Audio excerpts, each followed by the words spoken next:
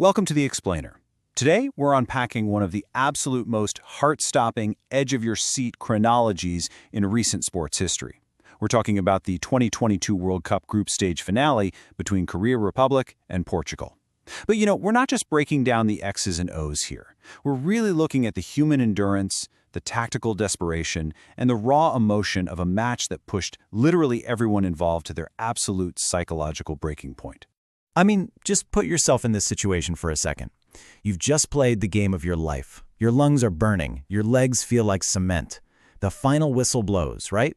But instead of celebrating, or even mourning, you just have to stand there and wait for 9 agonizing minutes, completely powerless, while a totally different game happening miles away decides your fate. How on earth do you survive that? Well, let's chart exactly how Korea Republic ended up in this unbelievable cinematic climax. Okay, so let's set the stage. When the kickoff whistle blew, the contrast between these two squads was just wild. They were carrying completely different burdens. Portugal was basically playing with house money. They had already qualified, so they just needed a single point to lock up the top spot in the group. But Korea Republic, they were staring right into the abyss. If they didn't win, they were catching the absolute first flight home. It was 100% survival mode right from the jump. But actually, before we get into the chaos of the match itself, we got to talk about the number 2. This isn't just some random stat, it's a massive narrative thread planted 4 years before this game. At the 2018 World Cup in Russia, Korea Republic faced this totally impossible task in their final group match, and they somehow pulled off a historic 2-0 win over an absolute powerhouse German squad. So heading into this game, even with the odds looking terribly bleak against Portugal, this Korean team actually carried the living memory, the proof really, that they were entirely capable of pulling off these underdog miracles. Which brings us to Act 1, a disastrous early start. 5. That is how many minutes it took for disaster to strike. Just 5 minutes for Portugal to slice right through the Korean defense. I mean, Korea Republic comes in desperately needing a win, and before the fans even settle into their seats, they're fishing the ball out of their own net. They were instantly put on the back foot against a team of absolute superstars. And the human element of who actually delivered that blow is super fascinating. It was Ricardo Horta. Get this, he debuted for Portugal way back in 2014, right? And then he had to wait 8 staggering years just to get his second cap. This was literally his first appearance at a major championship. So, Diogo Dalot, who is just this incredible athlete, gets forward down the right side and whips in this pinpoint assist. Horta is right there in the box, and he makes absolutely zero mistake. For him, it's an instant dream come true. For Korea, an instant nightmare. Now we shift into Act 2, the fight for survival. The whole tone of the match completely shifts here. Korea has to just grit their teeth and fight back. And this sequence brilliantly illustrates how you force your way back into a game against a vastly superior team. Pure, chaotic set play mechanics. So, Portugal fails to deal with a corner kick. You've got Cho Gu-sung being an absolute nuisance at the near post, creating all sorts of havoc. Pepe, the veteran Portuguese defender, goes up, and the ball just whips right off his head. In the middle of that total scramble, center half Kim Young-won stretches, reacts just a fraction quicker than the goalkeeper, and forces it in. It wasn't pretty, but man, it was exactly what survival required. Korea Republic was level. Now, hold on. Remember that number 2 we talked about a minute ago? The guy who just scored that gritty equalizer? Kim Young-won? He's the exact same guy who scored the crucial first goal in that historic 2-0 win over Germany 4 years earlier. I mean, talk about a player who shows up for the biggest occasions. When the lights are glaring and the pressure is at its absolute maximum, this guy just finds a way. And that goal completely electrified the stadium and breathed life right back into Korea's dream. But, Portugal didn't just roll over. They relentlessly kept the pressure dialed all the way up. Cristiano Ronaldo actually had a massive chance, but he was denied by a totally superb reflex save from the Korean keeper Kim Seung-gyu.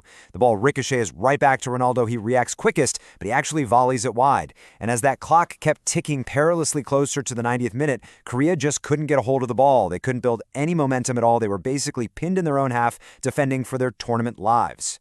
And that brings us to Act 3. The stoppage time miracle. The regulation 90 minutes are completely gone.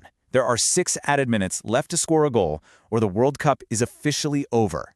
The stadium volume is just deafening. The frantic, chaotic energy on the pitch is overwhelming. Every single touch carries the weight of an entire nation. Korea is a team that thrives on the counterattack, right? On lightning pace. But their legs are gone. Portugal is pressing hard. The big question was, could they somehow find the energy, the absolute precision, and the sheer willpower for just one final strike? Well, listen to how this incredible four-step sequence unfolds. First, the captain, Son Heung-min, picks up the ball deep in his own half and just starts striding forward with unbelievable pace. Second, he draws this massive swarm of retreating Portuguese defenders completely around him. He's got so much work to do. Third, completely surrounded, he somehow keeps his cool and threads this impossibly tight through ball. And finally, step 4, super sub Hwang Hee-chan is running at full tilt, collects the pass, and delivers the coolest, most clinical finish past the keeper that you could ever imagine. You just can't write this script. That was literally the broadcast call, the exact second the ball hit the net. Just a massive explosion of red and white joy behind the goal. It was easily the biggest moment of Hwang Hee-chan's career.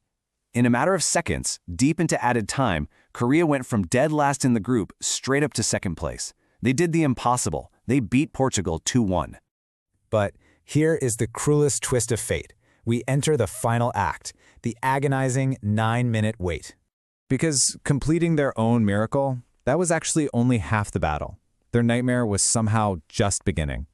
Think about the timeline of this double climax. It perfectly captures how brutal the group stage can be. At the exact same moment Korea was finishing off that miraculous win over Portugal, Uruguay and Ghana were playing their match. And Uruguay was leading 2-0, with 8 minutes of stoppage time left in their game. If Uruguay scored just one single extra goal, Korea's unbelievable comeback against Portugal would be totally meaningless. One goal from Uruguay meant instant elimination for Korea. Which brings us to the heaviest, most excruciating number of this entire explainer, 9. For 9 agonizing minutes, the Korean players just huddled together in the center circle. The fans were completely frozen in the stands. They're all huddled around mobile phones watching the closing moments of the Uruguay match. I mean, they had fought so incredibly hard. They scored past the 90th minute, and now they were completely powerless, just waiting. Every single second probably felt like an absolute eternity. And then finally, the wait is over. Seriously, you can almost let out a deep breath of relief right along with them. The final whistle blew in the other game. The Uruguay result held at 2-0. Hwang Hee-chan's goal actually made all the difference in the world. Against all the impossible odds from 90-some minutes ago, the heroes in red survived the wait. The stadium just absolutely erupted as Korea Republic officially punched their ticket to the knockout stages. So, I want to leave you with this. We just unpacked how a team faced down disastrous early failure, relentless pressure from a much stronger opponent, and then an agonizingly helpless 9-minute wait at the finish line. But they never stopped running, and they never stopped believing. After seeing 90 minutes of chaos and 9 minutes of absolute agony end in a literal miracle, I've got to ask, what impossible odds are you willing to fight through to keep your own dreams alive? Thanks so much for joining me for this explainer, and remember, keep that focused learner mindset sharp.